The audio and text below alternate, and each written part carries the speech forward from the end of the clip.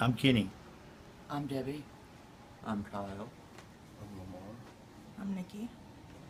Hello, my name is Lindsay, and today I'd like to ask you a few questions. Have you ever heard a knock at your door and an officer been standing there saying you're under arrest? What if he told you that they had evidence proving you'd committed a crime? Would you ever be able to prove otherwise? If you were convicted, could you ever regain your freedom? These questions are what started the Innocence Project. In a study done by Samuel Ross, a law professor at the Michigan University, shows that 4.1% of the people incarcerated for murder are later to be found innocent. That doesn't seem like a large percentage until you start to think about it. 1 in 25 people will be stripped of their rights, placed in a cell, and await death for something they never committed. The Innocence Project was started by two law students in 1992. Their names are Barry Scheck and Peter Neufeld.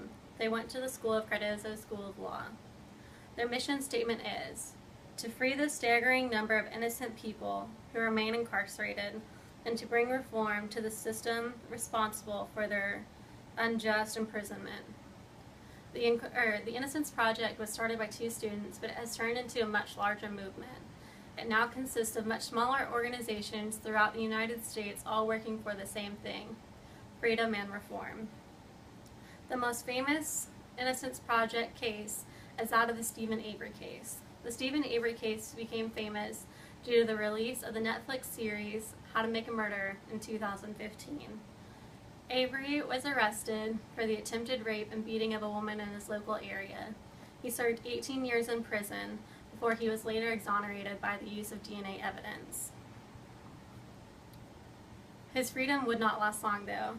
After 2 years of being free, Avery was back in prison for the murder of Teresa Halbach.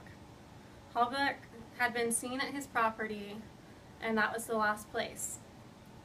He was found guilty of all charges brought against him, and that is where the Innocence Project stepped in. Kathleen Zellner, a Chicago attorney, and Teresa Bushnell, a legal director of the Midwest Innocence Project, have currently stepped in on his case and are reappealing his conviction. They've looked into the evidence and are retesting it, hoping that scientific evidence will free Steven Avery. This case seems like something written out of a novel. We never thought that it could happen here in Tulsa, but the truth is, it has. A local news anchor named Lori Fulbright has recently been following the story of that of DeMarco Carpenter and Malcolm Scott. They both served 21 years for the death of a young boy and protested their innocence throughout their whole case. Recently, the Innocence Project has spent 5 years working with them to free them. New evidence showed that a man had come forward stating that he had committed the crime, and to the surprise of all parties involved, he was actually the man found with the murder weapon back when this crime was committed. Because of the hard work that Carpenter and Scott and the Innocence Project had put into this case, they were free and exonerated of all charges.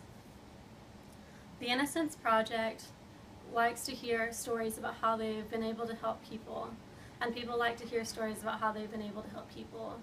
But they want to go one step further. They want to make a difference in the laws, or create laws to make sure that this doesn't happen to anyone again. They focus on eyewitness testimony, which I'd like to tell you that was used in the Steven Avery case and the Carpenter Scott case. They focus on false confession, government misconduct, and many of other things. Most states have been able to comply to these new things, and it has benefited their judicial system greatly. In the beginning, I asked you a few questions. Because of the Innocence Project, you won't have to answer them.